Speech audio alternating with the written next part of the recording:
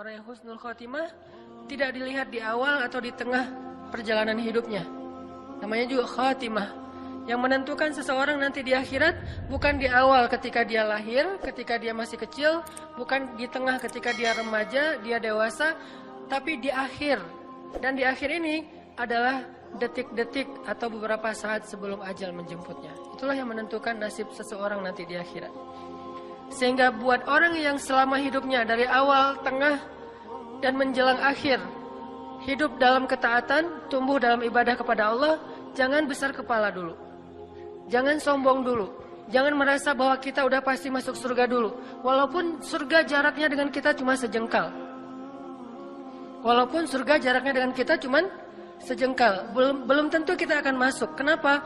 Bukankah terkenal hadis Nabi, seseorang yang sepanjang hidupnya beramal amal solih, amal ahli surga, sampai jaraknya ke surga cuma sejengkal, tapi di akhir hayatnya dia kufur kepada Allah. Kufur di sini macam-macam.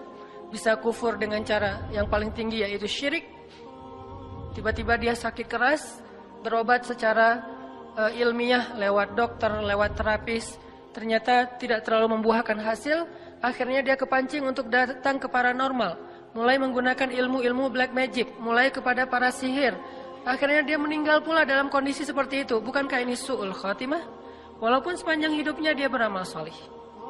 Bisa juga akhir hayatnya kufur bukan dalam bentuk syirik, tapi dalam bentuk sombong dan riya. Karena riya ini adalah syirik kecil.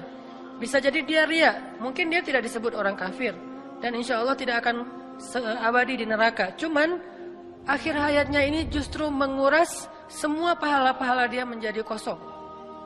Yang harusnya dia termasuk orang yang ashabul maimanah, atau bahkan was-sabiqun as-sabiqun.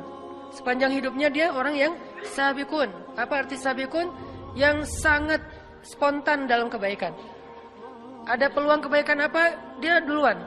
Kayak Abu Bakar tuh sabiqun namanya. Ketika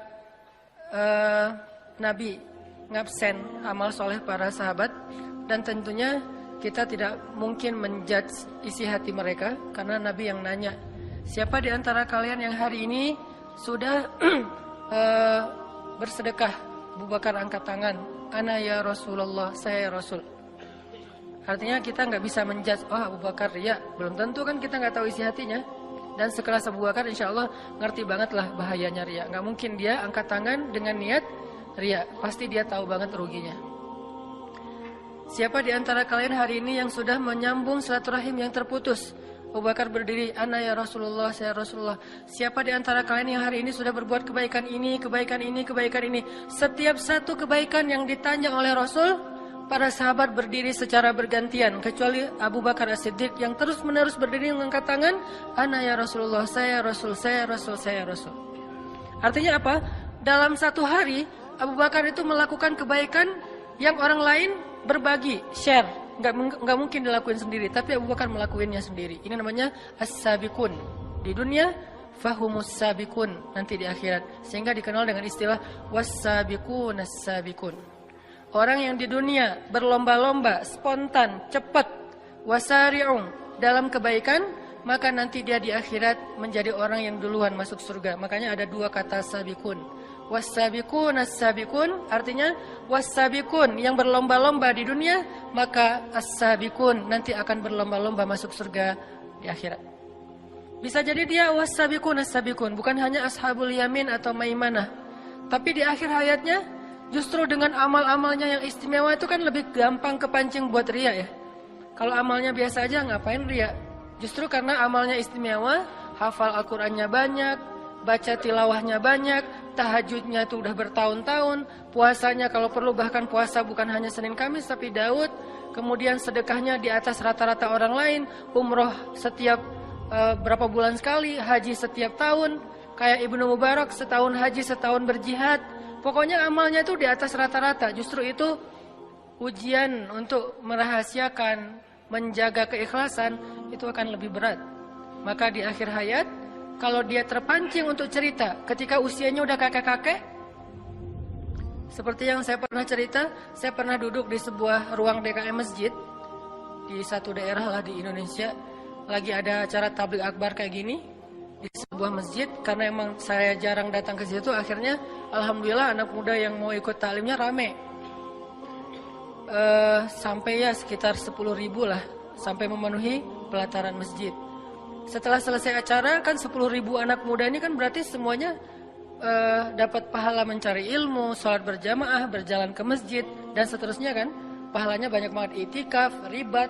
Wah, kalau kita breakdown itu kebaikan dari satu adegan itu banyak banget. Adegannya cuma satu, ke masjid, duduk dengerin taklim, tapi kebaikannya bisa banyak. Dan dikali 10.000 minimal. Lalu setelah selesai acara, biasa saya masuk lagi ke ruang DKM, kemudian kayak semacam silaturahim gitu, ramah tamah, ngobrol sama beberapa tokoh-tokoh masyarakat, termasuk salah satu senior sesepuh masjid. Beliau cerita, ini Ustadz, masjid ini perjuangannya gak gampang. Ini judulnya. Mulai beliau cerita, paragraf pertama, dulu, tahun-tahun dulu nih, dia nunjuk ke arah DKM, mereka nih masih kecil. Jadi karena beliau paling senior, kakek-kakek, DKM-DKM-nya masih usia ya sekitar 40. Mereka masih kecil, masih anak-anak, larisan-larisan ini belum tahu. Untuk memperjuangkan masjid ini nggak gampang, Ustaz. Pertama, membebaskan lahan aja, itu sengketa dengan warga, kita sempat didemo, sampai dibawa ke pengadilan segala macam, rame. Sampai saya pernah didatangin polisi malam-malam, cerita perjuangan beliau untuk bisa ngebangun masjid. Dari awal, dari pembebasan lahan. Kemudian lahan udah dapat, kemudian bikin IMB, bikin masjid, itu nyari funding untuk mendirikan masjid itu juga gak gampang. Saya juga jual tanah, Ustadz, demi bisa ngedirin masjid. Cuman gak cukup, cuman bisa untuk mihrab. Jadi mihrab ini tanah saya dulu. Saya jual tanah, saya bangun seukuran mihrab. Ya kurang lebih bisa untuk orang sholat 50 orang. Kemudian kita funding ke teman-teman, ke warga segala macam, sampai berdiri masjid. Tapi masih sepi. Akhirnya saya bikin yayasan, itu ada RT yayasan saya yang bikin. Terus macam-macam dia cerita, alhamdulillah sekarang masjidnya ramai. Tapi saya nggak mau menjudge ya, saya hanya ngasih contoh, makanya saya nggak nyebutin tempat, nama dan seterusnya. Yang jelas, bagaimana kalau beliau menceritakan ini, di awal niatnya adalah pengen sharing, pengen ya namanya orang berbagi pengalaman ya. Tapi tiba-tiba datang setan di tengah, yuwaswis. Ya memang kamu nih hebat, kamu yang berjasa apa segala macam, yuwaswisu fi sudurin nas. Tiba-tiba, dan salah saya waktu itu, saya kayak ngangguk-ngangguk terus kayak terkesima gitu, muji. Pas saya muji, beliau jadi semakin semangat kan menceritakan. Makin dipuji makin semangat. Dan saya nggak tahu, yang jelas beliau yang lebih tahu dengan Robnya. Bagaimana kalau dalam kondisi kayak gitu, kita terpancing oleh setan atas pujian orang lain kepada kita. Atau lebih beratnya lagi, udah sebegitu besar perjuangan kita diremehin oleh generasi berikutnya yang gak tahu perjuangan kita. Kan itu ujian lebih berat ya.